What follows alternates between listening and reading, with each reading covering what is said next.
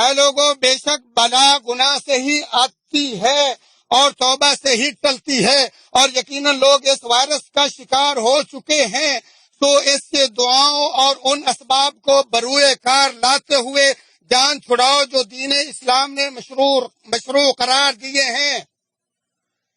اور اللہ تعالیٰ پر توکل اور بھروسے کے بعد احتیاط و پرہیز کو اختیار کرتے ہوئے اور تعلیمات برائے صحت پر پابندی کرتے ہوئے اولیاء الامور کا ساتھ دو۔ اپنے خطاب میں ہم وطنوں اور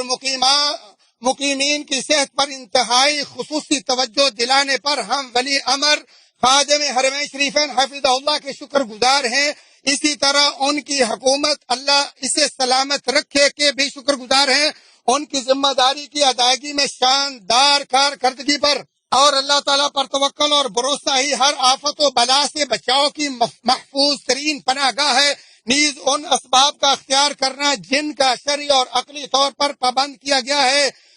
تو جس نے صرف اسباب پر اعتماد اور توکل کیا اس نے اللہ تعالیٰ کے ساتھ شرک کیا، اور جس نے ان اسباب کو بیکار جان کر چھوڑ دیا اس نے شریعت و عقل دونوں کی مخالفت کی، اور یہ غموں کے بادل بھی اللہ تعالی بہت ہی جلد ٹال دے گا انشاءاللہ۔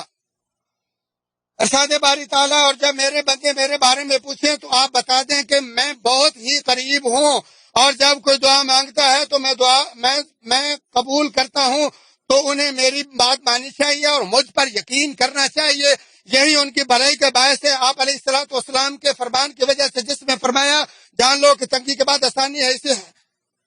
اے اللہ کے بندو قضاء و قدر پر ایمان لانے والے بنو، کیونکہ تقدیر پر ایمان لانا ایمان کے 6 ارکان میں سے ہے، اور تیرا یقینی علم و اعتقاد یہ ہو کہ ملک میں صرف وہی ہوگا جو وہ چاہے گا، اور یقیناً اللہ تعالیٰ ہر چیز کا خالق ہے۔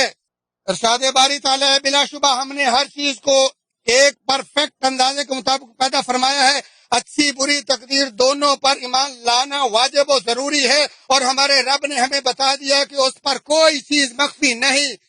ارشاد باری تعالیٰ، وہ عالم الغیب ہے، آسمان و زمین میں کوئی ذرہ برابر چیز بھی اللہ سے پوشیدہ نہیں، بلکہ اس سے بھی چھوٹی یا بڑی چیز کھلی کتاب میں موجود ہے۔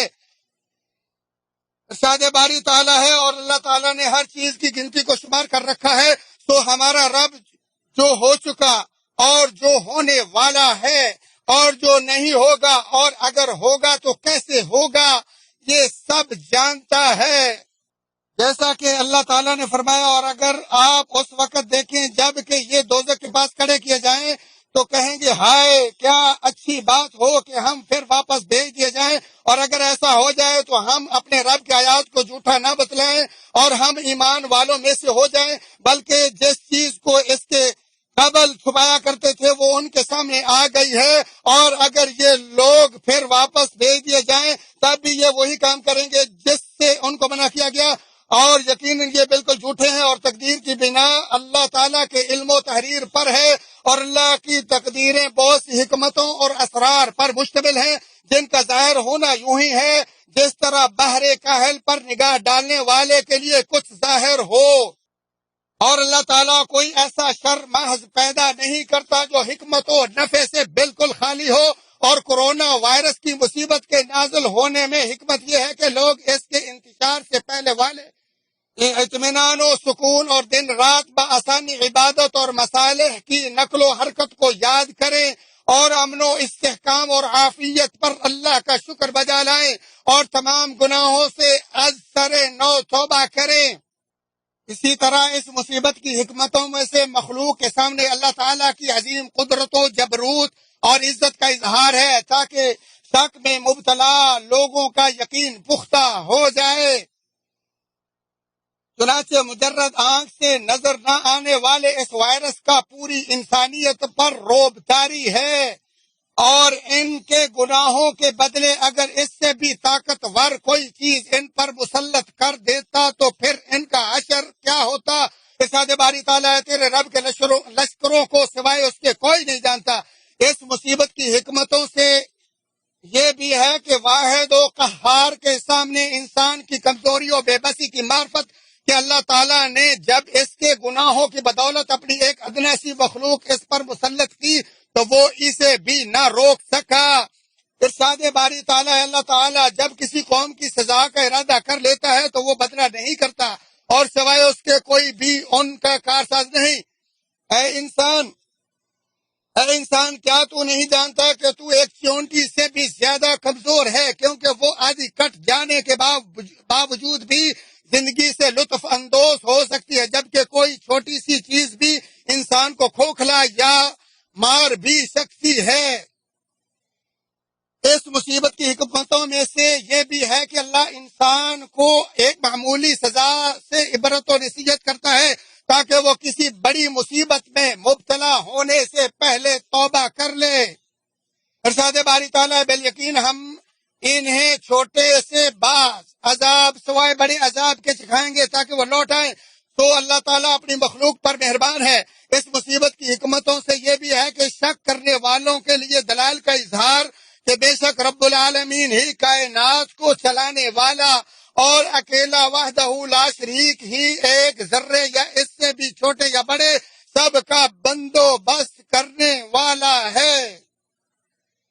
ارشاد باری تعالیٰ جو چاہے اللہ کر گزرنے والا ہے۔ چنانچہ اگر یہ وائرس مطلق اپنی مشیت و قدرت اور سوچ سے منتقل ہوتا تو تمام لوگوں یا ان کی اکثریت کو لاحق ہو چکا ہوتا، لیکن یہ اللہ تعالیٰ کے زیر کنٹرول اس کے حکمت و مشیت کے تحت ہے۔ جس کو چاہتا ہے اپنے عدل و انصاف کی بدولت لاحق کرتا ہے اور جس سے چاہتا ہے اپنی مہربانی سے پھیر دیتا ہے۔ اور عقیدہ توحید میں نبی صلی اللہ علیہ وآلہ وسلم نے اس کو ثابت کرتے ہوئے فرمایا، بیماری کا متعدی ہونا، بدشگونی، ہامہ اور سفر یہ سب لغو ہے۔ اسے بخاری مسلم نے ابو ہریرہ سے روایت کیا ہے۔ اس حدیث میں بیماری کے متعدد نہ ہونے کے بارے میں محققین کا کہنا ہے کہ بیماری ایک شخص سے دوسرے کی طرف اللہ تعالی کی مرضی کے بغیر منتقل نہیں ہوتی، اور نہ ہی بیماری عادتاً اللہ کی مشیت سے آزاد منتقل ہو سکتی ہے، اور اگر اللہ بیماری کا انتقال نہ چاہے تو وہ بیمار کے اختلاط کے باوجود بھی منتقل نہیں ہوتی۔ تو نفی اہل جاہلیت کے اس عقیدے کی ہے جس کے مطابق وہ سمجھتے تھے کہ بیماری عادتاً اور بغیر مشیت الہی منتقل ہوتی ہے، جبکہ مسلمان اللہ پر توکل کے بعد شرعی اسباب اور مباح تجربات کے اختیار کرنے کا پابند ہے۔ آپ صلی اللہ علیہ وآلہ وسلم نے فرمایا، مجذوم سے اسی طرح فرار اختیار کرو جس طرح تم شیر سے فرار ہوتے ہو۔ اسے بخاری نے ابو ہریرہ سے روایت کیا۔ اور عہد صحابہ میں طاعون پھیلا تو عمر رضی اللہ تعالیٰ عنہ لوگوں کے ہمراہ شام میں اس طاعون پر داخل نہ ہوئے، حالانکہ ابو عبیدہ رضی اللہ عنہم اسی میں فوت ہوئے اور اس پر مکمل رضا کے ساتھ۔ اور شام میں عمر بن عاص رضی اللہ عنہ نے لوگوں کو پہاڑوں پر چڑھا دیا، یہاں تک کہ اللہ تعالیٰ نے یہ وبا ٹال دی،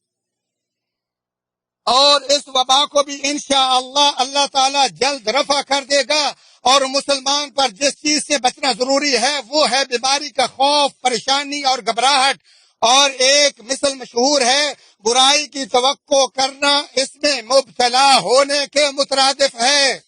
تو اللہ پر توکل سے عزم، قلب، روح اور جسمانی قوت مدافعت مضبوط ہوتی ہے، جبکہ خوف و خطرے اور پریشانی سے جسم کی ہر چیز مضطرب ہو جاتی ہے اور بدن کی قوت مدافعت بیماریوں کے سامنے کمزور پڑ جاتی ہے، اور توحید ہر خوف سے امن و اطمینان کا باعث ہے۔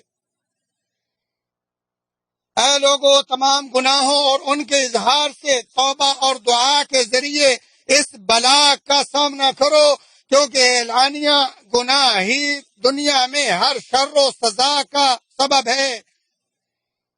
اور لوگوں کے ساتھ وہی معاملہ کرو جس معاملے کی تم ان سے ڈیمانڈ کرتے ہو، اور انسان کو اپنے انسان پر کسی چیز میں ظلم نہیں کرنا چاہیے۔ اور اس زمانے میں انسان کا ظلم اپنے انسان بھائی پر اس طرح حد عبور کر چکا ہے کہ جس کے پہاڑ بھی متحمل نہیں ہے، اور ظلم کی سزا بسا اوقات عام ہوتی ہے جبکہ زیادہ تر خاص ہی ہوتی ہے۔ اور صدقات و خیرات کثرت سے کرو، کیونکہ اس سے بلائیں رفع دفع ہوتی ہے، اور اللہ سبحانہ و تعالیٰ کا بہت زیادہ ذکر کرو، کیونکہ ذکر غذا، دوا اور بیماریوں سے بچاؤ کی مضبوط پناہ گاہ ہے۔ صبح و شام کے اذکار کی پابندی کرو اور ذکر و اذکار کی کتابیں جمع کرو،